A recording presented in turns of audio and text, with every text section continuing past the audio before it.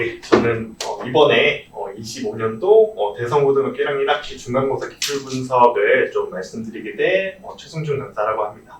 네, 바로 한번 시작해 보겠습니다. 제가 일단은 구성한 거는요. 일단 대성고등학교의 일단 시험의 구성에 대해서 간략하게 말씀을 드리고, 그 다음에 주요 시험 문항을 분석해서 그걸 토대로 기말고사를 어떻게 대비하면 좋겠느냐라는 거를 준비를 좀 해봤어요. 다시 시작하도록 할게요. 네, 그래서 진행해 보겠습니다.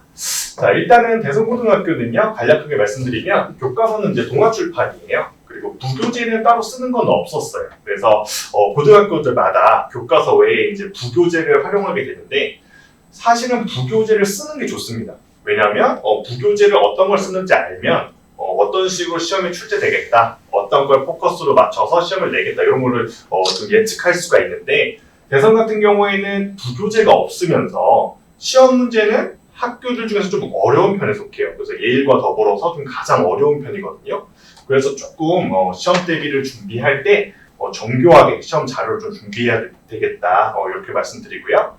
그 다음에 이번에 이제 시험 범위는 다항식의 연산부터 2차 함수까지였어요. 이게 어느 정도 된 범위냐면, 범위는 무난합니다. 공통수학 1에서 딱 중간 정도 되는 범위예요. 그래서 범위는 무난했다.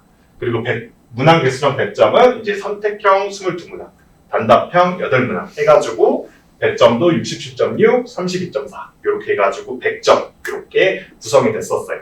자, 보시면 선택형이랑 단답형이랑 문제 대비 점수가 조금 고르죠, 그죠? 그래서 실제로 뒤에 보시면 아시겠지만 객관식이랑 주관식이랑 조금 이렇게 난이도가 고르게 좀 나왔어요. 그리고 서술형이었죠.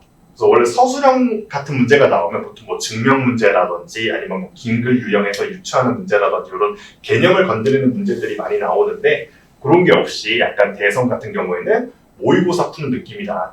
내신 시험도 이렇게 조금 생각해 주시면 될 것 같아요. 자, 그래서 주요 시험 문항 분석 들어가면, 자, 일단은 봤을 때 대성고는 객관식 22문항 중에 18문항, 그리고 단답형 8문항 중에 3문항 정도는 굉장히 평이하게 시험에 나왔어요. 요게 이제 100점으로 따지면 64.8점이거든요. 이제 여기 지금 해당하는 문제들은 이제 우리 학생들이 중학교 때부터 고등 선행으로 많이 활용하는 뭐 RPM 교재라든지 뭐 라이트셋, 뭐 센비 요 정도 선에서 많이 볼 수 있는 유형으로 구성이 됐고요. 그래서 우리가 이제 자주 접할 수 있는 문제 유형이고, 평소에 많은 연습이 가능하다는 것을 알 수 있고, 그래서 성실하게 공부한 학생이면 모두 맞출 수 있는 문제들이었어요. 근데 방심하면 안 되는 게 뭐냐면, 상위권으로 갈수록 이 부분에서 틀리면 타격이 굉장히 커요. 왜냐하면 어려운 문항들도 많은데 쉬운 문항에서 실수로 틀리게 되면 그만큼 어려워지는 거죠, 그죠? 그래서 평소에도 일단 성실하게 공부를 해줘야 되겠고, 난이도는 객관식보다는 단답형이 그래도 조금 더 높았습니다. 그래서 좀 세부적으로 들어가 볼게요. 자, 이제 요거 같은 경우는 이제 실제로 기출에서 나온 문제인데요. 이거 참고만 해보겠습니다. 자, 좌우 보시면은 왼쪽은 이제 19번 문제고, 오른쪽은 우리 이제 25년도 엔제라고 해서 베이스캠프하고 자체 교재예요. 그래서 이렇게 많이 아까 전에 제가 말씀드린 평이한 유형들은 많이 접해볼 수 있다. 이런 거 좀 말씀드리고 싶었고, 자, 이제 아래부터가 진짜인데요. 자, 여기 보시면은 이번에 22번 문항이었습니다. 자, 이 문항은 특징이 뭐냐면 중학교 도형 개념이랑 섞여서 나왔어요. 그래서 여기 지금 구하고자 하는 답을 구하려면 여기 중학교 2학년 때 배운 닮음이라는 개념이나 또 피타고라스라는 개념을 이용해서 x, y 사이의 관계식을 하나 찾아야 돼요. 그래서 고등 곱셈공식을 이용해서 답을 구하는 문제인데, 이렇게 중학교 개념이 나오다 보니까 이런 문제들이 꼭 한두 문제 이상씩은 꼭 나오거든요, 내신 시험에. 그래서 이런 문제를 잘 풀려면 사실은 중등 심화수학을 좀 공부를 하고 왔어야 돼요. 그래서 만약에 이게 안 돼 있다면 이런 문제를 풀기 위해서 안 되는 건 아닙니다. 되는데 많은 수학 공부에 많은 시간을 좀 들여야 되겠다라고 좀 말씀드릴 수 있을 것 같아요. 그래서 우리가 고등학교 과정이 사실은 중학교 도형 배우고 나서 고3 때 기하 배우기 전까지는 도형에 대한 건 거의 다루지 않거든요. 그러니까 이렇게 조금 어려운 문제를 합격 선생님이 만들 때 중학교에 배웠던 도형 개념이랑 섞어서 많이 냅니다. 그래서 이게 좀 중요하다라는 말씀 드리겠고, 자, 그 다음 넘어오면, 자, 이 문제는 이제 객관식 18번 문제였는데요. 어떤 특징이 있냐면, 이 문제는 이제 문제의 의미를 잘 파악해야 되는 문제였어요. 여기서 이제 FN이 뭘 의미하는지 알아야 돼요. 근데 이게 개념이 탄탄하지 못한 학생들은 무슨 말인지 잘 모릅니다. 그래서 이런 FN의 의미를 정확히 이해하기 위해서 탄탄한 개념적 이해를 하고 있어야 풀 수 있는 문제 유형이 되겠고, 간단히 이거 설명은 생략하겠습니다. 자, 그 다음에 넘어가서, 자, 이제부터 또 굉장히 어려운 문제들이 나오는데요. 자, 요거는 21번 문제였는데, 오른쪽에 보시면은 2021년도 9월 모의고사에 나왔던 문제예요. 왼쪽, 오른쪽 보시면 동일한 문제입니다. 숫자만 바꿔서 냈죠? 그냥 모의고사에서 긁어온 거예요, 선생님들이. 그죠? 그래서 대선 같은 경우에는 뒤에 계속 이렇게 나오는데요. 모의고사 유형을 선생님들이 굉장히 중요하다. 사실상 전국연합학력평가 같은 내신 시험이다. 처음에 말씀드렸다시피 이렇게 정리하면 될 것 같아요. 자, 여기 밑에도 보시면, 요것도 단답형, 주관식 6번 문제인데, 모의고사, 고1 29번이죠? 굉장히 어려운 유형입니다. 그대로 나왔어요. 그죠? 숫자만 바꿔서 나왔습니다. 그래서 이렇게 굉장히 어려운 문제라서 라고 해서 또 긴장할 필요는 없는 게요. 어쨌든 세상에 없는 문제는 나오지 않아요. 그죠? 있는 문제를 가져다 오기 때문에 성실하게 공부하면 누구나 다 맞출 수 있다. 이렇게 보시면 되겠어요. 그래서 우리 내신 시험이라고 하는 것이 어떤 수학적 재능이 얼마나 있냐 이런 거를 테스트하기보다는 얼마나 성실히 공부를 했냐에 포커스를 맞춰서 내기 때문에 이런 세상에 없는 문제가 아니라는 것도 한번 봐주시면 좋을 것 같아요. 자, 그리고 이번에는 조금 더 나아간 문제였는데요. 주관식 7번인데 얘는 동일하게 나오지 않았어요. 유사한 유형은 있었습니다. 모의고사에 고1 30번이죠. 킬러 문항. 자, 이 문제는 유사해요. 그죠? 살짝 변화를 줬어요. 숫자만 바꾼 게 아니죠. 그래서 대선 같은 경우에는 원래 조금 이제 평이하게 수학 시험이 나오는 학교 같은 경우에는 그냥 숫자만 아까 전에 본 것처럼 숫자만 바꿔가지고 아이들의 변별력을 보는데 대성은 한 발짝 더 나아가서 이 문제를 정확하게 이해하고 있어야지만 풀 수 있도록 변화를 줍니다. 선생님들이 좀 공을 들이는 편이에요. 그래서 이런 문제까지 풀 수 있으려면 마지막 단계 고등 심화 과정까지 공부가 다 돼 있어야 한다는 말씀 드리겠습니다. 상당히 실제로 정답률 낮습니다. 그리고 맞추는 학생들이 많이 없어요. 그 다음에 나오는 이 문제도 그랬죠.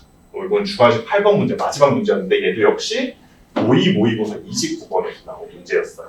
자, 유사하죠, 그죠? 하지만 변화를 줬습니다, 그죠? 사실은 이 문제가 더 어려워요. 그래서 이 문제를 완벽히 이해했다면 왼쪽은 잘 풀 수 있는 거죠, 그죠?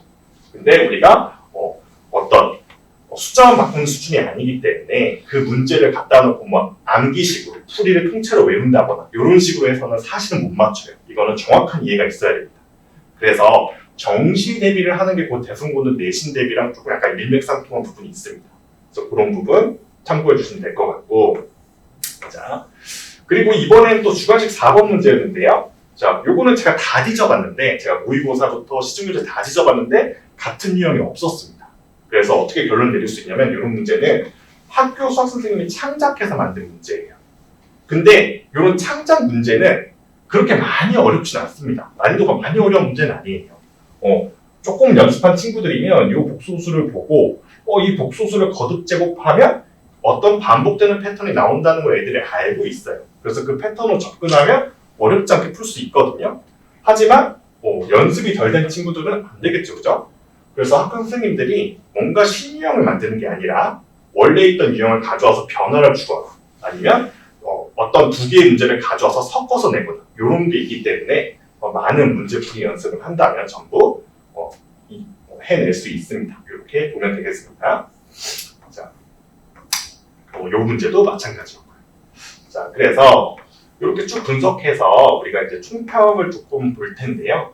결론을 좀 어떻게 낼 수 있느냐 보면 대선고 같은 경우에는 가라로 수학 공부에서는 절대로 고득점이 안 나옵니다. 전통 수학 공부를 해야 돼요. 어떻게 문풀 위주, 즉 스킬 위주의 수학 공부가 아닌 탄탄한 개념 정립이 바탕이 되어야 돼요.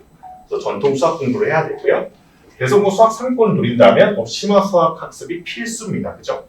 모의고사 29번, 30번 킬러 유형 다 나옵니다. 그죠? 그리고 요게 이제 중요할 텐데 시험때 핵심 교재로는 일단 엔제. 요 엔제는 아까 말씀드렸다시피 학원 자체 교재입니다. 이게 뭐냐면 저희 인근 여기 은평구 학교 내에 있는 기출 문제들을 다 모아서 선생님들이 편집한 문제예요. 그래서 요건 당연히 가지고 가야 되는 거고요. 그 다음에 요 교재가 굉장히 중요할 것 같아요. 마플 시너지요. 자, 요 교재는 유형이 가장 촘촘해요. 나온 시중 교재 중에서. 그리고 쉬운 문제부터 심화 문제까지 골고루 다 나오고요. 아까 전에 말씀드린 강조했던 모의고사 유형, 그리고 모의고사 변형 유형까지 다 담고 있는 교재입니다. 그래서 기본적으로 요거 반드시 가져가야 되겠고, 여기에 좀 더 한다면 자이스토리 곁들여주고요. 그래서 요 두 교재를 잘 따라왔을 때 이제 심화 교재로 블랙라벨이라든지 올림포스 고난도를 통해서 아까 전에 말씀드렸던 킬러 유형까지 학습을 하고 시험장에 들어가는 게 1등급을 받을 수 있는 길이라고 생각이 됩니다. 그리고 평소에 모의고사 유형에 익숙해질 수 있도록 정기적으로 자체 모의고사를 실시해서 아이들의 감각을 계속 유지할 필요가 있고요. 자, 그래서 저는 일단 결론이 이렇게 되는데 제가 준비한 건 여기까지고요.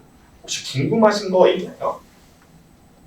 이번 시험 보셨죠? 아, 네. 이번 시험 근데 저 어렵다고 느꼈는데 좀 평소에 비해 좀 어렵지 않았어요? 평소에도 좀 더 어려웠어요. 근데 거기에서 많이 쉬워지지도 않습니다. 그 정도로 계속 유지가 돼요. 그래서 대성고는 심화 수학까지 학습을 해야 되니까 굉장히 열심히 해줘야 돼요. 대신에 내신 대비를 열심히 하면 수능 대비까지 자연스럽게 되는 학교다. 이렇게 보시면 될 것 같아요. 그래서 힘내시면 좋겠습니다. 자, 그럼 여기까지 일단 마치겠습니다. 감사합니다. 수고하셨습니다.